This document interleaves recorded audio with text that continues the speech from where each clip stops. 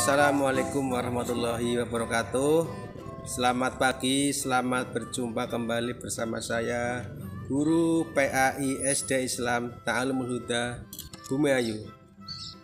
Seperti yang anak-anak lihat, ini di SD Islam di depan di halaman.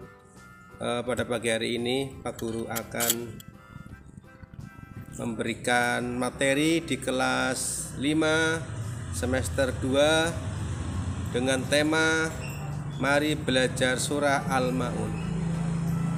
Pak Guru ulang, mari belajar Surah Al-Ma'un. Ya, Pak Guru ucapkan selamat bertemu kembali setelah libur kemarin di awal semester 1.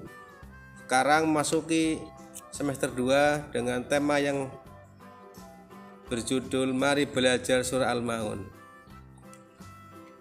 Sebelum belajar atau sebelum Pak Guru menyampaikan materi, alangkah baiknya kita baca Surah Al-Ma'un. A'udzu billahi minasy syaithanir rajim. Bismillahirrahmanirrahim. Ara'aita alladhi yukadzibu bid-din fadzalika alladhi yad'ul yatim wa la yahuddu ala ta'amil miskin fawailul lil musallin alladzina hum an salatihim sahun alladzina hum yura'un wa yamna'unal ma'un.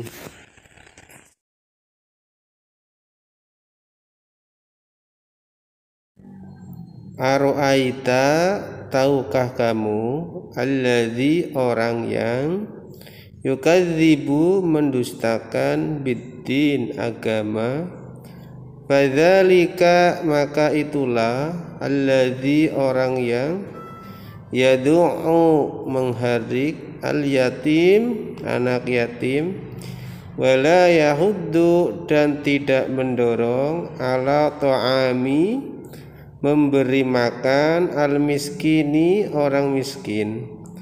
Fawailu maka celakalah lil musallin orang yang sholat, alladzina hum yang mereka itu ang sholatihim terhadap sholatnya sahun lalai. Itulah arti kata-kata dari surah Al-Ma'un.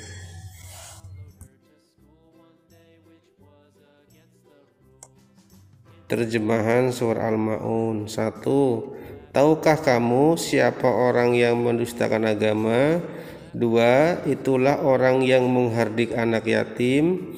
3. Dan tidak mengajak memberi makan orang miskin. 4. Maka kecelakaanlah bagi orang-orang yang sholat. 5. Yaitu orang-orang yang lalai dari sholatnya. 6. Orang-orang yang berbuat riya. 7. Dan enggan menolong dengan barang berguna. Yang pertama, ada dua kandungan. Yang pertama adalah dalam surah Al-Ma'un itu adalah di situ dijelaskan ciri orang yang mendustakan agama. Ada dua ciri. Yang pertama adalah menghardik anak yatim. Menghardik anak yatim itu seperti membentak, menyakiti fisik maupun perasaannya. Contohnya begini, hei anak yatim, itu ucapannya melukai hati, jadi itu nggak boleh.